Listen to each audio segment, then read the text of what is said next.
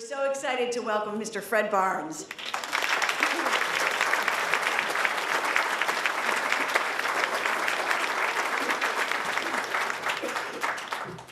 Good morning.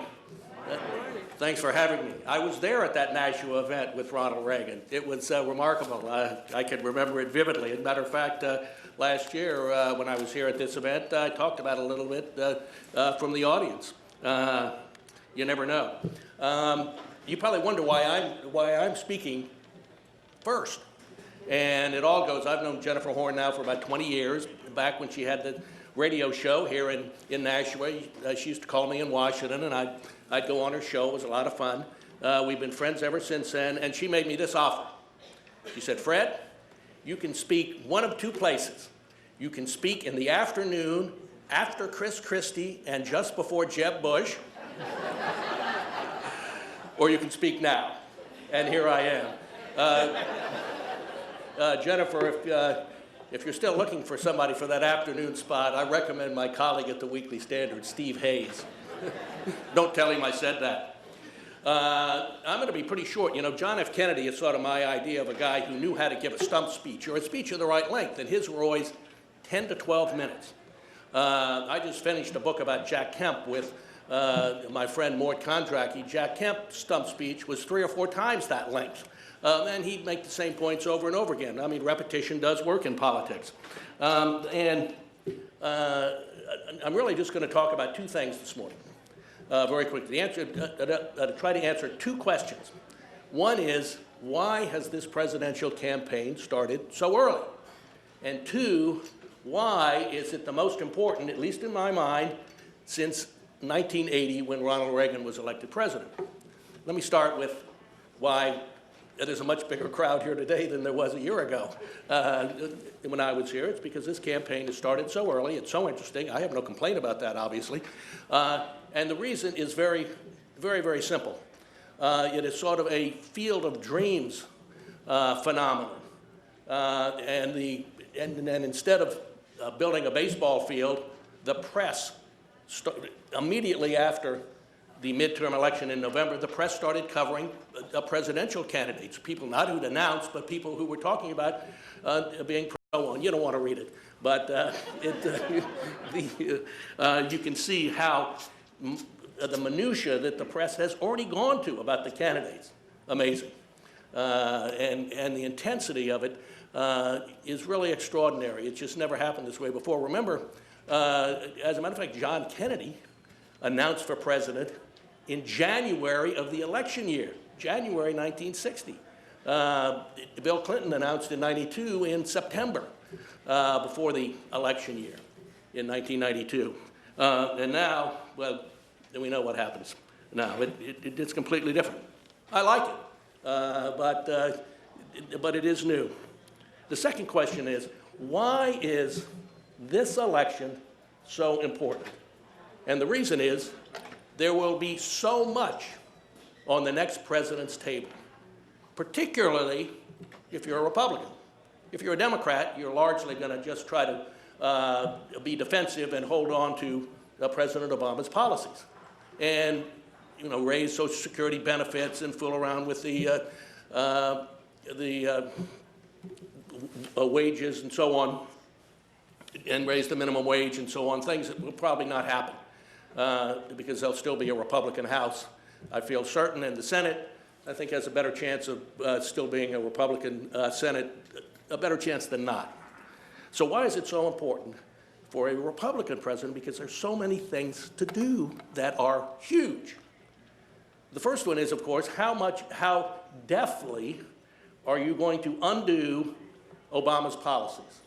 I think one of the easier ones is actually Obamacare, because there's been so much written about it, there's been so much thought about it. All the Republican think tanks, conservative think tanks, have looked into it, and there's a good way to change Obamacare,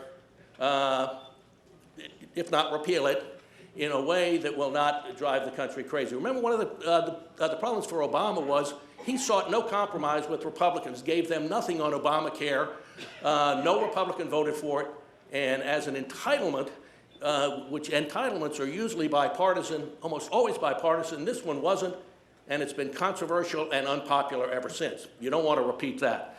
There's so many things to do. How do you, it's easy to undo all the executive orders, but you have to do this very carefully. What do you do with the EPA? What do you do with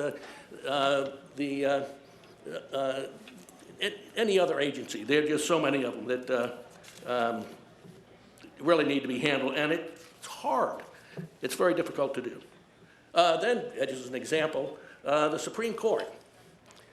The Supreme Court can be changed depending on who leaves the court, one way or another, and who is nominated and will take their seats. There are 4 Supreme Court justices right now who are 76 or older. The oldest is Ruth Bader Ginsburg, a liberal. She's 82. Nino Scalia is 79. Justice Kennedy, a Reagan appointee, is 78. And who's the last one? Stephen Breyer from Massachusetts, a Democratic appointee, is 76. There are going to be some changes, and depending on what they are, the court will be more liberal or more conservative. It makes a huge difference. Another issue is rebuilding the military. Our military is really in sad shape. I mean, it's really been cut to the bone and then some. It's not, Reagan had a great buildup when he became president, but it took a number of years. It doesn't just happen overnight. You have to start on that. There's reversing the decline of American influence around the world. The world is scared because the U.S. is playing a much smaller role now than it traditionally has. You hear it wherever you go. You hear it in Australia. I happened to be in Australia a year and a half ago, and you hear it there. In Australia, they took it seriously when President Obama said he would tilt toward Asia. They're still asking, where's the tilt? They haven't seen it yet. And on and on. Entitlements. Now, there will be a big fight over entitlements, but we can't just leave them that way, pouring out the money without reforming them. And then there's Iran. Now, I think at the Weekly Standard, we are fervent opponents of the deal that's been made, that President Obama has made with the Iranians. But I think the president's going to prevail, which is very hard to stop him. If he wants to do it on his own, which he seems dedicated to doing, I think he's going to be successful. But the Iranians, can't be trusted. They've never been, they've never not cheated on any deal they've made. And so when you come around, okay, say the deal goes into effect later this year, get around to early 2017, and it's obvious they're cheating, or it's obvious they're interpreting things in the treaty that are preposterous just to let them actually be moving on it and building a nuclear weapon, which they haven't done so far, and helping them do that. The president's going to play a huge role. He's going to want to reinstitute sanctions for sure, harsh sanctions, and the hard part is this, getting the Europeans to go along with it. Germany, Britain, France. The French are actually pretty good. They don't like this deal either, but they're not going to block it unless the U.S. is leading the way, and of course it's quite the opposite. That's going to be a huge problem for the president. So when you look at all these things, America is a different country than it was 6 years ago, and so much has to be done. When Ronald Reagan became president, we remember what he did. He was fortunate that there's this phenomenon that no matter what Congress is like, the new president gets 1 or 2 things that are at the top of his agenda. And Reagan had 2. One was to revive the American economy, and he did so much with the tax cuts that were inspired by Jack Kemp. He compromised a little bit. The tax cuts was 25% across the board in individual income, not 30 as he proposed, but he got him through, and the economy, like a rocket, 6% in 1983 and 1984, just remarkable. And the second thing was to not coexist with the Soviet Union, not merely impede their imperialism, but to roll back communism, period. Now, I don't know about you all, but I was covering politics back then and writing about this stuff, and I actually wrote that that was impossible. I didn't believe it. I covered the White House, and practically none of Reagan's staffers believed that, and yet he achieved it remarkably. So those were his top two things. Now, what are going to be the top two things for if there's a Republican president, as I think there probably will be? What are they? I don't know, but at the moment. But a presidential candidate has to pick out two. There's lots to choose from, but two big, as big as possible issues. There are not a lot of huge issues floating around there as there were when Ronald Reagan was there. And but a candidate has to choose what to emphasize. You know, there was something, I'm going to end with this. Peter Drucker. Now, many of you, I'm sure, are familiar with Peter Drucker, died a year or two ago at age 98, was one of the great business writers of all time, perhaps the greatest.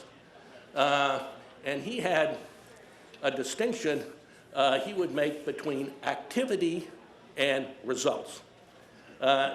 Activity was things like, you know, we're going to hold a meeting. No, we have to postpone the meeting. Well, let's have a dialogue. No, let's send some memos, and on and on and on. In business, he called that activity, and it was, but not results. Activity. I think so. Up until about now, that's what we've seen so far in this presidential race. Activity. It's not totally inconsequential, but that's what it is. And then there's results. Now, results happen when changes are made, solutions are found, that something is accomplished, and they matter. And in a presidential campaign, you do get to a period where things begin to happen, something is done, and this will happen now with the candidates, perhaps occurring, starting here or perhaps a little bit before this. The candidates, the field, which is huge, will begin to winnow. I mean, a number of these candidates will find perhaps that they are not going to be invited to the first presidential debate sponsored by the RNC, I believe, on August 15th. And the field will winnow. People will begin deciding, maybe some of you here, who they want to back. Most people now are just sort of examining the field if they weren't already committed to some candidate before the campaign began. A lot's going to happen. I think we're going to start seeing results in this campaign, and this event, and New Hampshire can take credit. Thank you.